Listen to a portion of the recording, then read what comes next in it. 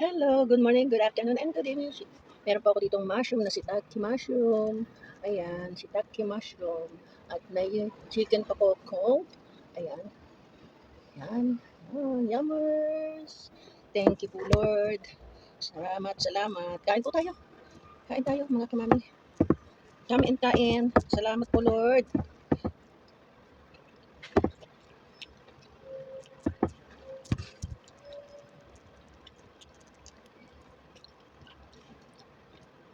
Kasi po, nagtuos po ako ng aming bill sa kuryente. Buti pa dito sa Hong Kong. Ang bill ng kuryente, walang mga ads. Walang ina-add po sila, kundi yung talagang yung nagamit mo lang. Kahit ang laki ng kuryente namin dito sa Pilipinas, Hong Kong, yung talagang gamit mo lang. Pero dito sa Pilipinas, oh my God, lahat po kinukuha para po lang malibre yung maraming tulad ng Meralco.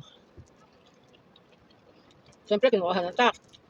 So, kukunin yun dito sa consumer, sa amin, no? Yung mga nananakaw na kuryente, yung sa Meralco ang magbata, sa consumer din yun. Yung gustong itulong ng gobyerno sa mga 4Ps at saka sa SS, sa mga senior citizen. So, consumer din yun. So, ano na ang papel ng gobyerno? Sila nagiging mabango, tapos ang consumer kawawa.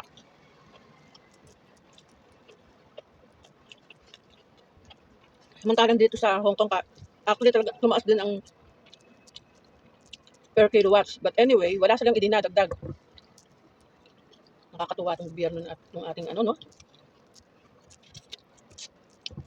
So, paano na po tayo makakausad niyan?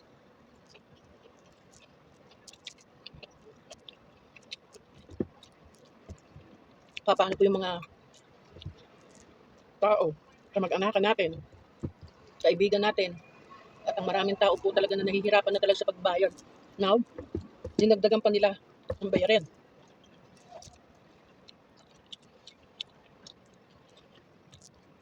Tapos ang sweldo naman, hindi naman at anong kinikita ng mga manggagawa, hindi naman sapat. Kaya lalo itong mga OFW, parang kahit gusto nila magpurgod, di na sila makapagpurgod. Dahil takot sa mga bayarin sa Pilipinas. Tulad nga lang ng bahay at lupa mo, yun naman pag-aari. Babayaran mo rin yun. Malaki rin ang bayad mo sa tax. Tapos, business ka, ang laki rin ng hinihingi nilang tax. Diyos ko, kawawa talaga ang mamayang Pilipino, no, tayo? Paano tayo na dyan? Paano tayo mabubuhay na? Grabe ang gobyerno ito. Hi, Lord.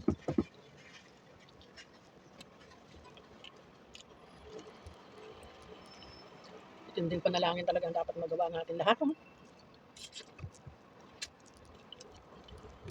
Huwag tayong tumigil ng pananalangin para maayos ang ating bansang Pilipinas.